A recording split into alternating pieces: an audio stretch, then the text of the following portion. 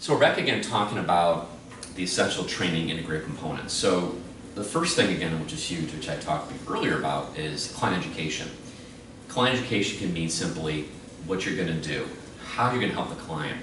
Maybe they don't understand what is spinal stenosis or a rotator cuff impingement, or they may not know what exercises to work on a certain area of a body.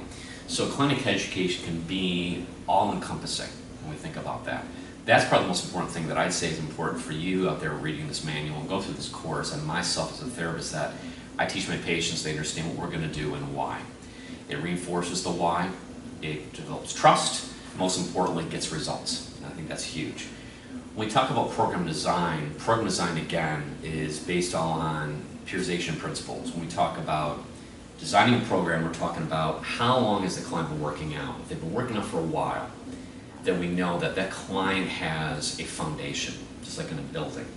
If they haven't worked out for a while, then their foundation is very weak. So we need to start slow. 1 set of 10, we need to work on building that volume up. So based on the client's history, based on the client's goal, based on their level of functioning, how they do the fitness assessment, really should dictate you out there a plan of how to set up the program. Always beginning with hypertrophy endurance, going through strength phase, and if they're an athlete, power accordingly. Knowing the reps, sets, rest periods is critical, which I can't reinforce. That's in the manual, please review it and understand those concepts. I think it's really important. Selective exercise, as I mentioned before. Selective exercise is important because if someone has goals that are specific to weight loss, you want to target exercise that works, say for example the hips, that would be the glutes, through lunges, through reverse lunges, through multi-directional exercises, even circuit training that encompasses that lower body. If someone has specific goals when it comes to just general upper body strength, that can be obviously chest press, that could be shoulder work, shoulder press, side raises. If they have an injury, we all have clients and my patients have an injury to their shoulder, and they have a rotator cuff repair. Understanding the pathophysiology, which we'll be talking later on today, about that injury. What to do, what not to do, understanding it, understanding the physics behind the exercises, and what to do based on the load, and what it can do biomechanically to that area, which I would really want to stress is huge. When we talk about exercise as well, so we want to think about reps, sets, rest periods, and most importantly, what is it going to do in the bigger picture for them as well. Neuromuscular training, again, simply put, is providing the body with the biomechanical control from the agonist-antagonist point of view. So for example, someone has an ACL repair and they're still working in control, so going downstairs. They need control in their quads and control from the hamstrings. The quadriceps are weaker, but the hamstrings need to be strengthened, help decelerate on the aspect from slowing down to go towards a ball. But going down the stair, the quads need to work, decelerate on the stairs. So what I'm trying to say is they need work on the front and back. Neck and exercises such as single leg stance, single leg or three-point touch, catching a ball, things that create co-contraction on the joint. Very, very important. I can't stop off. When we talk about neuromuscular training as well, we're talking about what's inside the joint. And when we talk about inside the joint, we're talking about also things like mechanoreceptors.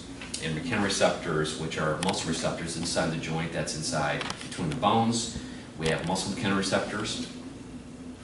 We also have joint receptors, and we have ligament receptors. Receptors, remember, send information from the joint to the brain. The brain's going to get information. They're going to process it, and it's going to give us feedback where we are in space, what's going on. So it's that sensory input, motor output per se. And that leads me to the next thing is proprioception and kinesthesia. You can see in the manual, when someone is talking about proprioception, is knowing where they are in space, whereas kinesthesia is knowing where a limb is moving in space. So if you're having someone do a dynamic exercise and then doing something like diagonal, where they have to do a compound or something together with a bicep curl and a reverse lunge, they need to know and make sure you understand they have an idea proprioceptively where they are, and kinesthesia how they're moving. So simple things like static exercises in place, beginning statically first on the ground, before doing something like on a wobble board or a half roll or a Dynadisc or a yoga ball or a Bosu ball is pivotal, because dynamically it's going to be more challenging to the brain, nervous system. The nervous system is going to regulate that, connect with the muscular system. It's going to be more challenging. Hope that makes sense out there. And then finally, this last section before we talk about the next area is balance. Balance is considered or regulated by the ears, eyes, and feet. So if someone has balance issues, we need to know where is the issue. Maybe they have an inner ear problem. You need to find out what that pathophysiology, do they have Meniere's? Do they have a history of vertigo? Do they have some histories of tinnitus or ringing in their ears? Do they have diabetes? Diabetes, which affects the feet. They might have that feeling. Are they checking their insulin? Are they checking their skin, make sure that feels thing is correct? And again, we talk about the visual. So it all is encompassing, and we can change that through training. And training meaning motor learning. And motor learning means basically working on the cognitive phase, which is doing something to they make common mistakes initially. As you practice it, it becomes easier through the associative phase, and then it becomes automatic. So for example, touching your single leg touch like this, that is very difficult to do in the first time. But if someone practices it and you teach them to contract their abdominals, their thigh, and practicing and showing what to do, they'll be able to do that according to time. All right? That next section we'll talk about continued integrative training principles.